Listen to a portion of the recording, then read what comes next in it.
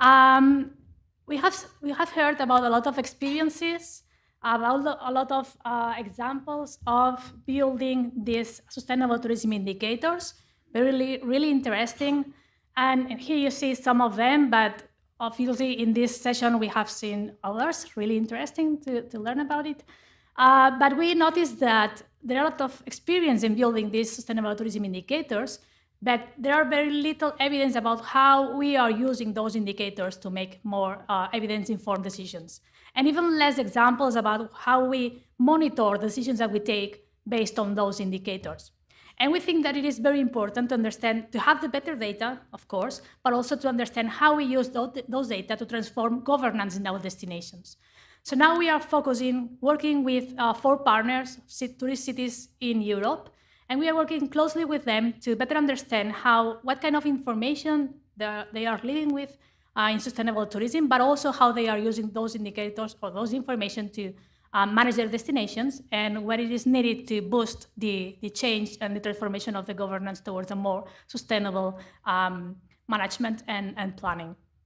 So today we are going to conduct a workshop where we want to discuss with you with participatory methods about how we can use sustainable tourism indicators and how we can improve the cost-benefit analysis of some data to better to influence our decisions. So that's why we have prepared some data, and Xavier is going to conduct the discussion. I will be on the backstage preparing the data for discussing with you.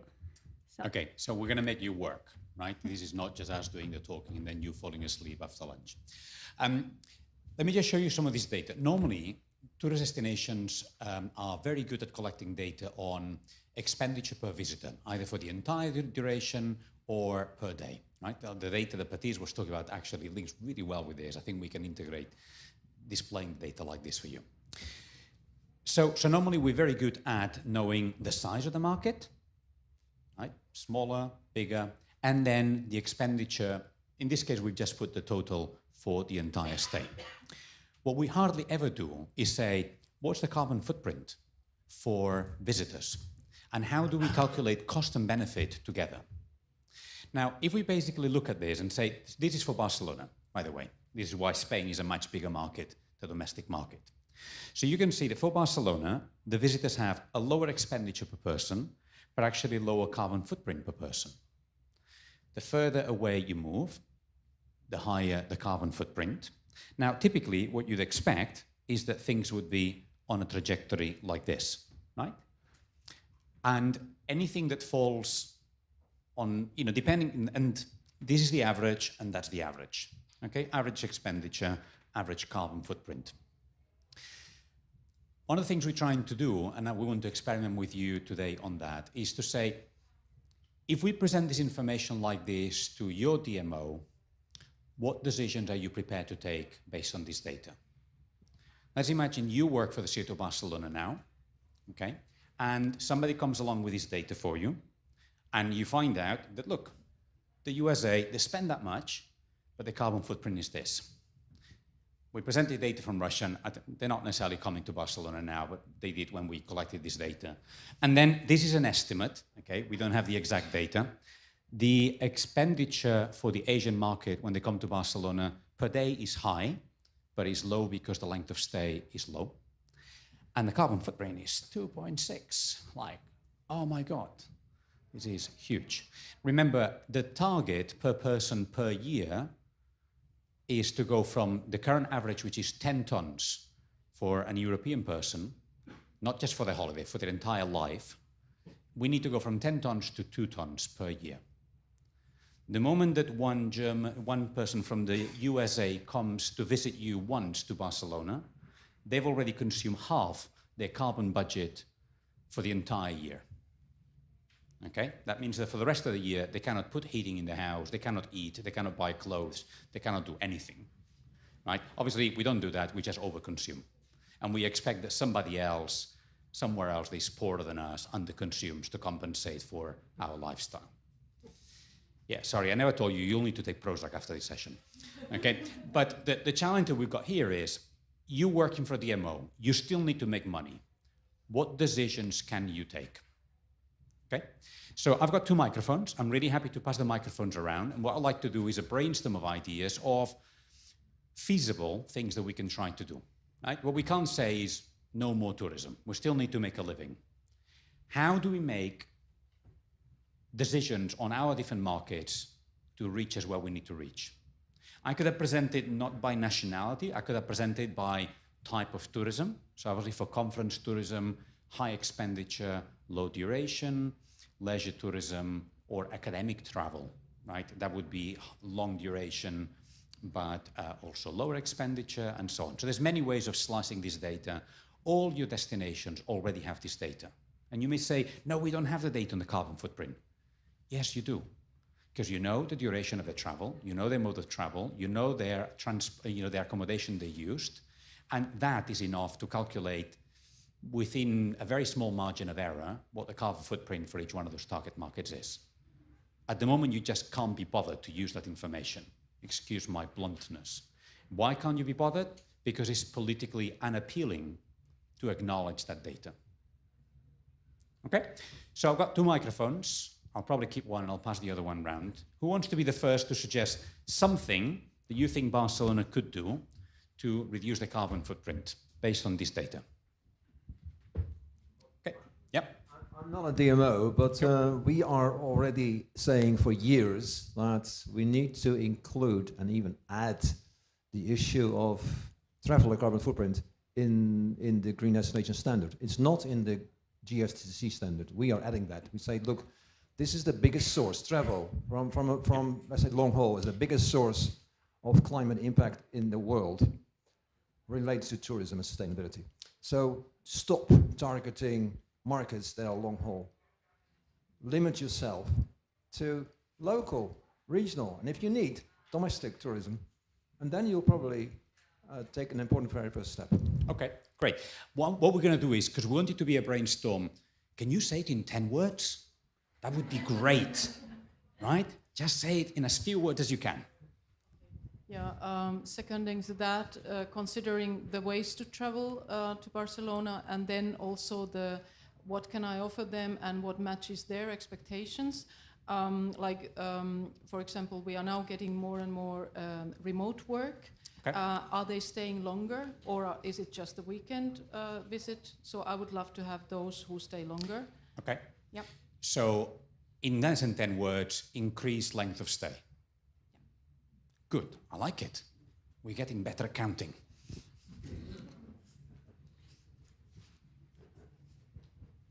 In general, just to promote different means of transportation where it's possible. So when looking at Belgium, maybe also the Netherlands, Germany, just promote much more train connections and so on. Okay, love it. In connection with that, maybe offer incentives for train travel, like a reduced city tax if you can produce a train ticket or a bus ticket for arrival in a destination. Yeah. So Barcelona could have the BIP, Barcelona Important Person. I made this up, right? And you could say, if you arrive by public transport, we will give you some special deals to go into certain attractions or something. Ultimately, if you go to Disney and you stay in one of their hotels, they'll let you go into the attraction at earlier times, or they give you discounts. Why don't we do that? Great, love it.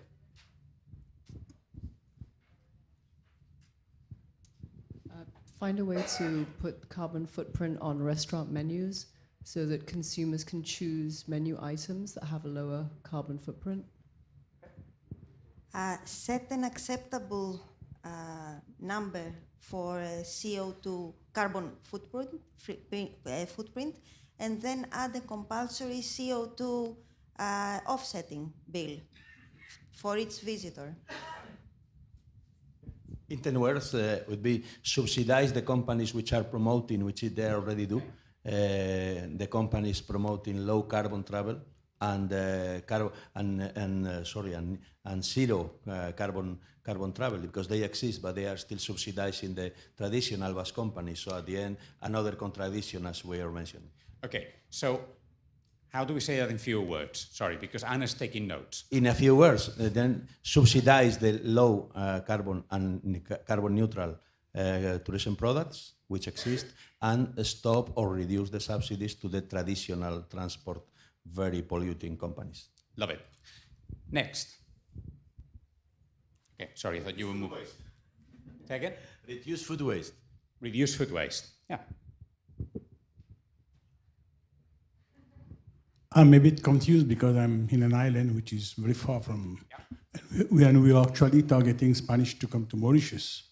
So the only thing I would say is to travel less and be for long stay instead of traveling 3-4 times a year. Absolutely. Or you could choose to target markets that are nearer to you.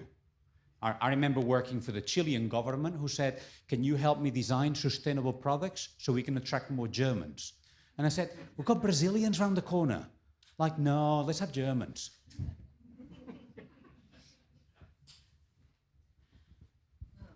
In terms of like markets like USA, yeah, definitely I think increase transnational cooperation. Or like if they travel, they see more countries, or at one go stay longer, extend their stay by transnational, regional like sort of offers. Okay, so rather than not just for Barcelona yeah, maybe, but then you can share the damage done between the countries. Absolutely. So a bit like with the Asian market, we're basically saying, let's propose they have a longer stay and they travel across more places. As you know, both the USA and the Japanese market, for example, have very short holidays. So it's very difficult for them. And we've got people here who can confirm that. Like, if you blow your entire annual budget on one trip, like, it's going to hurt for the rest of the year because you're very limited. But yeah. This is going well, right? So maybe identify the type of tourism that is the most polluting, whether it's mice. For example, we find out that conference tourism is the most polluting. Just giving an example. You are the worst. You all came here and you're all leaving tomorrow rather than spending the weekend. You tell me what other types of tourism are there in segmentation and find out that maybe we should reduce this one and just do maybe, for example, the key conferences of it all, or green the mice sector, yeah, for example. So it's finding out which segment of or type of tourism is most polluting. Cruising is not going to come out very well out of this. Okay? The expenditure per day for the destination is tiny, and the carbon footprint to get there is horrible. How are we doing? Yep. You may be making public transport more friendly for non-European people, especially for Asian people. I came here with my colleagues from Thailand. Two of them. One of them got pickpocketed this morning, and yesterday one of us got like a money threatened already, and now they all use taxi. Yeah. But for myself, nothing happened to me yet. But it's okay. Yeah. I think maybe like that make something more friendly for Asian people. Yeah, that's not helping me with carbon, but it's still a good idea all the same. Now, remember, guys, every one of our governments, if you are from Europe, has committed to reducing the carbon footprint of our entire industry by 55% in the next 8 years. Are the suggestions that we are putting forward ambitious enough? 55% is a long way. Okay, we are hoping that incremental decisions will give us radical transformations. Sorry, last time I tried to lose weight by just not eating chocolate sometimes, I found that it wasn't enough. I had to do an awful lot more than that. Okay, so we need more than incremental solutions. So who wants to be bolder? No, I think Anna's saying we probably have enough. One last person, and then we're moving you to the next task. Follow France and do not allow flights less than 2 hours. Okay, so ban domestic flights. Okay, less than 2 hours. Essentially, try to promote the people who use, land-based travel. Okay, good. So what we're going to do next is we're going to move you to another task, which now we're going to need you to use your telephones, and we will need you to use Mentimeter. I don't know if you've used Mentimeter before, but while I was doing this, Anna was typing them up, and we're now going to get you to vote on the top things that we've listed here, and we will want you to rate those based on the feasibility, basically how impactful it's going to be and how feasible it's going to be to achieve that. We just need somebody to project the Mentimeter presentation for us, the technical people at the back. Sorry, guys. Okay, We're coming there. So this is the number for Mentimeter. So if you go to menti.com and use the code that you got there, the two sets, all 8 numbers, please. Okay? So go to menti.com and enter that code, and then you'll be able to vote for the feasibility and the relevance of each one of these 10 points that you got here, and also you'll be able to see them in there. I know you're taking a photo, but if you go to Menti, you actually get it for real. You actually get to see all this list there. So rather than taking the photo, just go to Menti, and then you can do that. You can then do a screenshot of your Menti. Okay?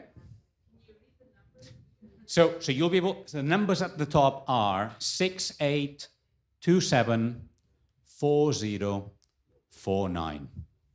68274049. And as you start voting, we will see that this, I think, updates live. So you'll start to see the results of your votes coming up. So we're asking you to basically vote on how relevant this is going to be to help us achieve the targets, and how feasible would it be politically to actually do what you suggested we should do. And you got 10 potential policy decisions.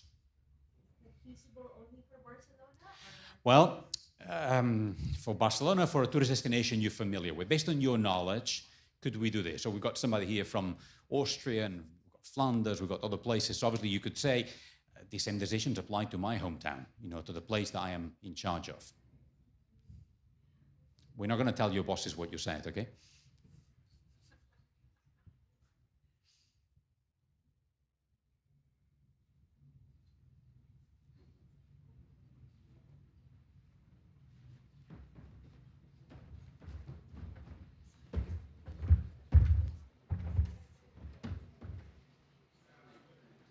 Okay, 1 person voted. Keep voting, guys.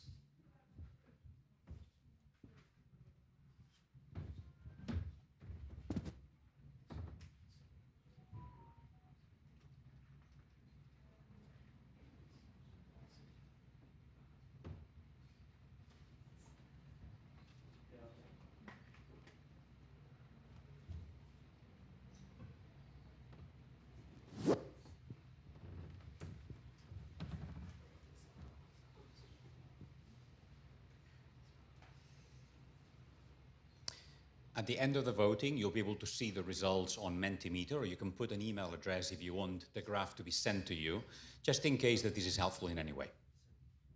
But the session's also been recorded, and we're quite happy to share the results of what we've learned today with you.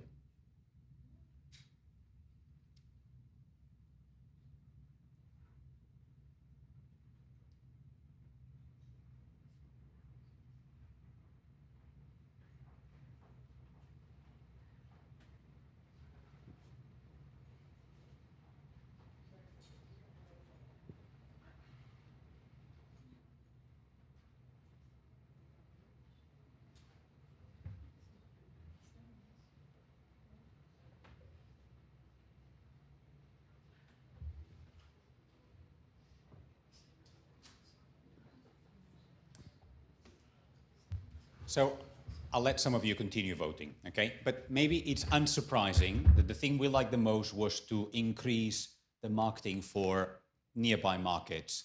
But you didn't really say, but stop marketing to long haul. You just say, let's market more to domestic markets. All you're going to get is more tourists. That does not reduce your total carbon footprint. It just brings you more people to your destination, okay?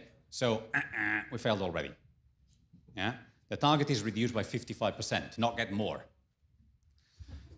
Unsurprisingly, the thing that we find quite relevant, but least feasible so far, is banning domestic flights plus demarketing markets with high carbon footprint. But Norway's done it. Have you seen the policy for Norway? Where they basically said, we're just not going to market to long-haul markets anymore. We're done. Can you tell us more? Go on. You want to say something? Cannot really tell you more about Norway itself, but they still have other stakeholder partners that do the marketing for them. And if you look at Norway with Norwegian Air, that is most present in the US, it's the same as if some European cities, they are not marketing anymore on faraway countries or faraway markets when the country itself does. So. I know there's a, well, so as a DMO you can choose to that, but yeah, you're right. You cannot ban what the airline is going to do. You know, yeah, that in itself is problematic. So it's a signal. You're sending a signal, but it's probably a very ineffective signal. But if it's really ineffective, why do we still keep bothering marketing to long-haul markets in the first place? Like the city of Barcelona has decided they will only market to markets outside Europe. They said the Europeans are coming anyway. All of our marketing effort is going to be India, Singapore, China, Australia. We don't have to market to the Europeans, which is obviously like a 180-degree difference from what we are proposing here. Yeah? Because they've said the expenditure per person per day is higher for those markets than it is for the European markets. Okay, any observations on what we got here? I'm happy to pass the microphone around again. Anything that surprises you? Anything that outrages you?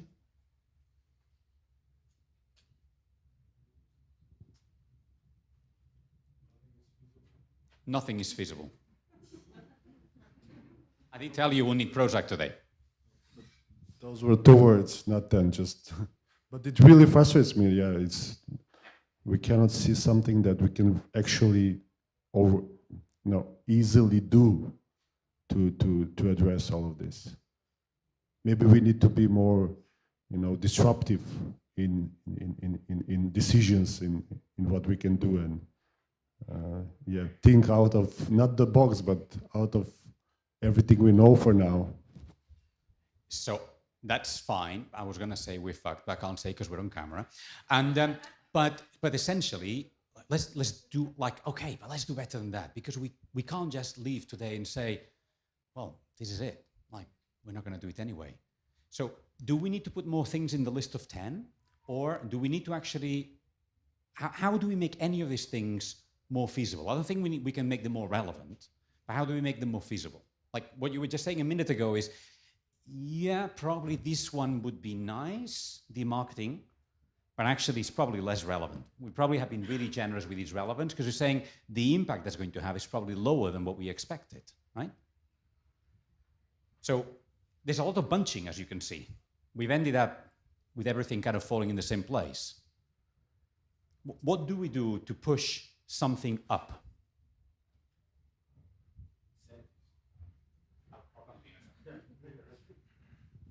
Thing I'm saying now, I would just say if you have the goal of increasing length of stay or demarket those markets, just break it up into minor sub-projects that are more feasible to reach also in the short run, and then it's more likely to get them achieved.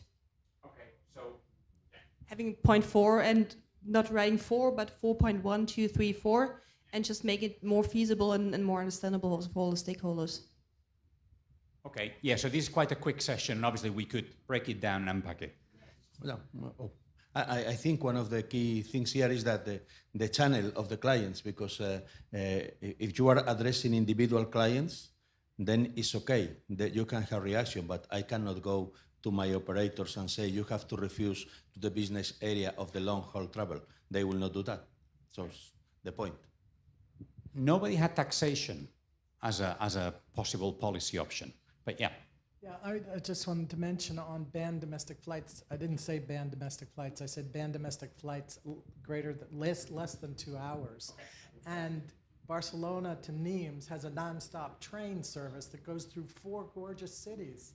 Why can't product be developed on those kind of routes? I mean, France has the track laid that works. Barcelona's got the non-stop. I think product development is required. Okay, so we can change that later on to ban short haul flights over a certain distance. Yeah. And to add to that, if we improve public transportation for ourselves, the tourists will use it as well. And if we green the public transportation, the tourists will use that. So if we had more bike lanes and more bike rentals, the tourists would also use that. So that would reduce the carbon footprint. And I have another idea. Since we have to have the flights, what if we just increase the passenger capacity by reducing the luggage? Okay, but if you reduce the luggage, you're not going to increase the length of stay if you reduce the luggage. Okay.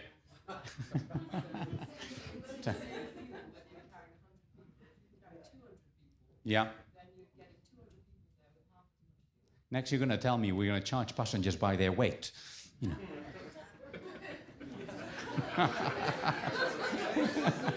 Yeah. I tell you what, because the policy is going to favor women as opposed to men, because you tend to be smaller, it's never going to fly, is it? Because men take most of the decisions. You know, like, if it was women taking decisions, I think this would look very different, like the actual policy decisions we take.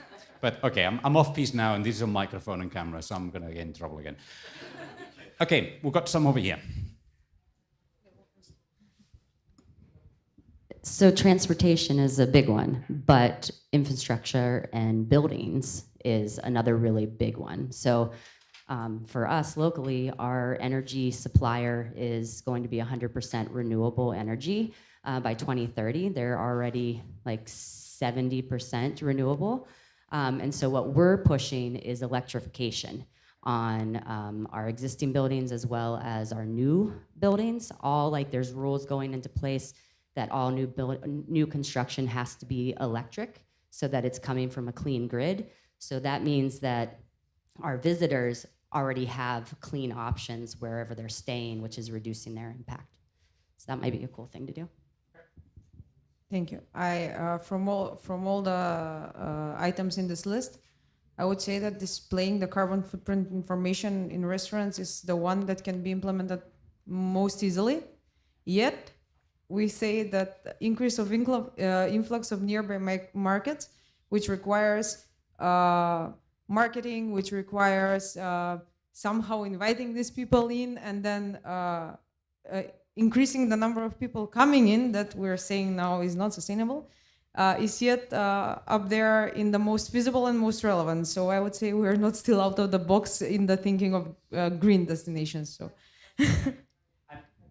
And then, of course, we are saying displaying the carbon footprint is, quite relevant. But frankly, the percentage of our carbon that comes from that is relatively limited, right? I mean, the big chunks here is our transport, followed by our accommodation. So obviously, we need to really hit those first. Sorry.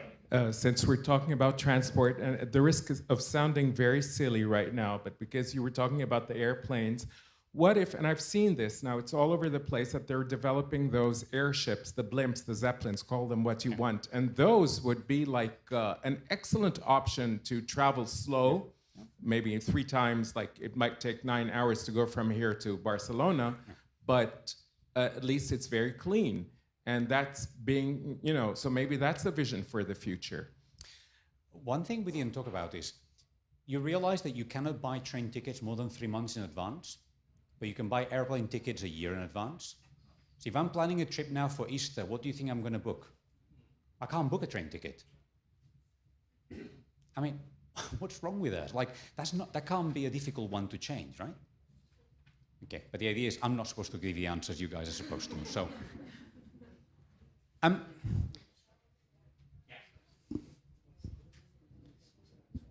Yeah, hello. Yeah, I just a little bit wanted to follow up what was mentioned there earlier, that I think none of these are solutions. They're nice nudges. There's something we can do. But it's really like the low-carbon innovations. It's much more in the infrastructure that should in the future allow us only low-carbon options.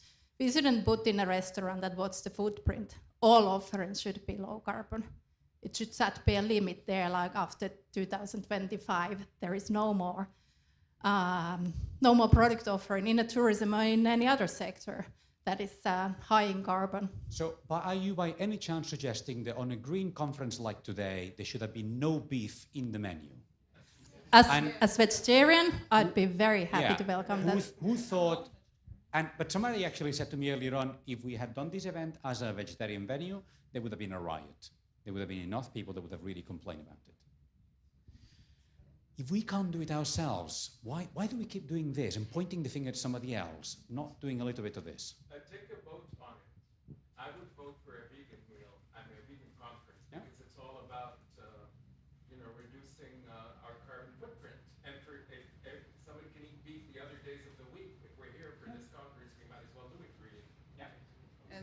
just sure it would be a win-win situation for those that meet is very relevant. They might not come, so. Okay, we're digressing. That's still not enough, but it's a step in the right direction, right? But we're only willing to do things that will bring us more tourists of the type we like. We're not prepared to do enough of not having the type of tourists that are going to change. I mean, you remember the figures, right? I mean, some of those markets are just hugely impactful. And of course, many of those markets don't come just once. They do binge flying, right? Now, I like the term binge flying because a little bit like binge drinking. I like my red wine, but you drink with moderation is good for you. You drink too much is not good for you. So if we talk about binge flying, we can then basically say some flying is good, right? Okay, I'm moving away from the topic. Yep, more. I just want to add that everything that we are discussing is very much, it's not relevant for all the destinations that we are representing, actually. And I think that everything that we are talking about has to be readjusted. You know, you're talking increase, promote train connection, and in my country there is hardly any train, so we cannot do this. You know, so this is very important that we cannot just copy paste, but we have to review our own circumstances. Also, when it comes to low cost flying, for example, when I see my home destination, I see this as the only chance for us now. You know, like sort of, I know it's no good, but I don't see any other way how we can do things, how we can reach what we are targeting. So this is very much case-to-case situation. I don't disagree, but every time that one destination says, I'm an exception, somebody else will have to do more than 55% reduction to compensate for that place.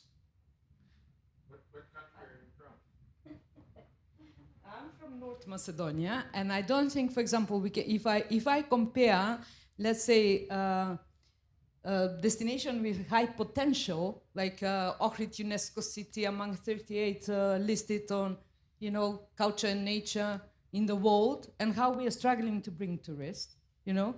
So I think that flying to Barcelona, let's go for coffee in Barcelona is no good, you know. But coming to Ohrid to see the oldest lake of Europe is something different. So it's quite uncomparable.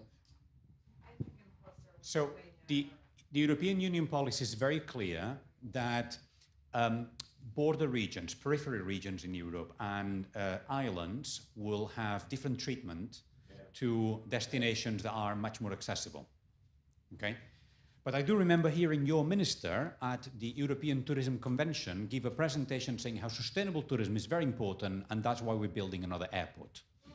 And he even said in the same sentence, you know, this, he presented online, this was during COVID, at the European Tourism Convention that was meant to happen at the European Parliament. I know because I was moderating and my jaw just dropped, right? Yeah, from Cyprus, yeah. Well, okay, he was talking about the new airport, you know, in the north region, you know, I don't remember the exact detail, but what was surprising to me is, yeah, sorry, I'll come here and then I'll come over. And one suggestion, a top-down one, is that everybody individually has a carbon limit on their flights, so that, you know, you decide where you spend them. But from the bottom up, we're looking at, you know, expenditure, assuming that that's the positive. And what does that mean to local communities? I mean, is that what they want? Okay, they want business, but if you're communicating and engaging with your local communities, giving them this information about carbon footprint, asking them what type of tourism they want that would add value to their communities, to their businesses, you may come up with a local strategy for decisions you want to make and the choices that you want. Yeah, and then talking about this decreasing and minimum impact, taking our destination, for example, and I agree with the lady who was talking about like really revising the whole concept of, I don't know, marketing strategy, country strategy, because at the moment we are all talking about getting more people, getting new markets, opening new markets, but we are not thinking about it. And I think this is a adaptation of everything, starting from the tourism products, ending up with the markets that we want to work. Because it's like with the COVID, we had to really change everything. We had to work, in our case in Kyrgyzstan, for example, we had to work with the domestic tourism because we have never worked with them. We always were thinking about Europeans. But then the situation has changed. And it's the same with the, I think, carbon footprint. So we have to think and we have to adapt all our efforts around tourism. Good, I like it. I saw more hands earlier, but I can't see anybody else now. Okay. Yeah, you mentioned accessibility earlier, and I think that that's one of the fundamental things we went wrong, that the tourism is so much based on accessibility. And I think that's something we should throw in the bin and just start changing the mindset for the future of the tourism. It will get tougher to get to places, but that's part of the journey. It's no longer being binge flying. It's no longer being a weekend trips to Barcelona. It's going to be something different, but it can be a month in Europe, traveling by these futuristic, fast trains or something. But it's really like, it requires really big changes, and I think we just really have to start accepting that. Okay. Good.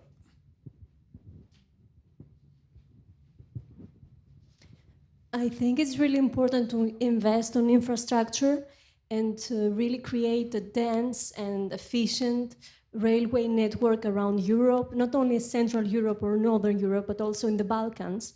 Because I think it would be really nice if someone from France, for example, could come to Greece in 6 hours by train instead of taking a 4 hours flight, and they can bring their luggages and everything.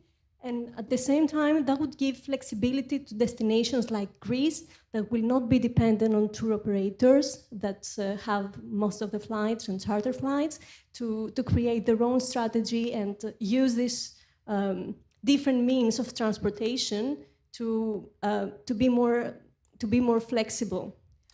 Yeah, I imagine we will have faster trains, but they're going to connect the busiest cities. They're not going to be built for the regions where there's low demand because the figures just don't add up. And also it's the most cost effective in terms of reducing the carbon footprint. But I don't disagree with you. That doesn't leave the Balkans, for example, in a very good place. Or many people will say here, well, what do we do with islands and so on? But there's like a limited budget to, what we can do. Yeah. Thank you. I mean, in terms of a very long haul travel and destination like Mauritius, it tends to be very difficult, or whatever we are discussing right now, because first of all, the cost of the airplane is very high, the distance is very high, the carbon emission is very high. So how to reach carbon neutral when we know that many emission has already been done? So whatever we are doing in these very long haul islands is maybe try to reach neutral by having new activities. But when we know our markets also, which are primarily from Europe, they come to these destinations to enjoy the lagoons and activities that are linked to many carbon emission kind of things. So getting the marketing strategy right is a threat also of not having those kind of tourists coming to our island. So that's my point. So there's a balance to be made between a new kind of niche market and getting the struggle of maybe losing some of the traditional markets. But at the end of the day, I think it is something that we need to ponder on. Sure. And a transition will always mean having a process of, still living with some of the old ways and finding ways of slowly nudging in that way until we find alternatives that work better. I understand. Okay, this was really helpful. Let me just finish with one quick comment on some work I've just been doing recently. World Tourism Organization asked me to look at a document they've been preparing, and they analyzed 101 national tourism strategies. So national tourism strategy are big documents. Yeah? What percentage would you say included sustainable tourism as an important thing? 100%. Okay, hang on. Right. How many of them, what percentage would you say dedicated more than one paragraph of text to explaining what sustainability was? 55%, more than one paragraph. These are 100-page documents. I'll give you the stats next. 2% of them had sustainability-related indicators in the document, and 2% of them had actions that were measurable that would help us move in that direction. So it's a little bit like we were hearing earlier on. We all know we need to say sustainable is good, right? Like if somebody gave me a question and said, Xavi, are you a good father? What do you think I'm going to say? I'll say yes. My kids will say something else, right? But all these destinations have learned they need to say it, and I think we need to give them tools. And one of the things with Anna that we're going to try to do, and look, if your destination wants to do something like this, I think that the data that we were hearing now from Green Destinations will allow you to cross-reference two of the sets of data you'll have there for you to create this graph, okay, for your own destination. If we get clever, we may even get your technology to actually give them the graph, right? And if you want to then say, well, how do we run a workshop like this to actually get people in your destination to start to have these conversations, there are many, many ways in which it can be done, okay? I hope this session was of help. We're meant to finish at 4 and we're finishing half an hour early. So what that means is you get half an hour of networking and talking to people and probably having early beers, which can only be a good thing. Thank you very much for coming.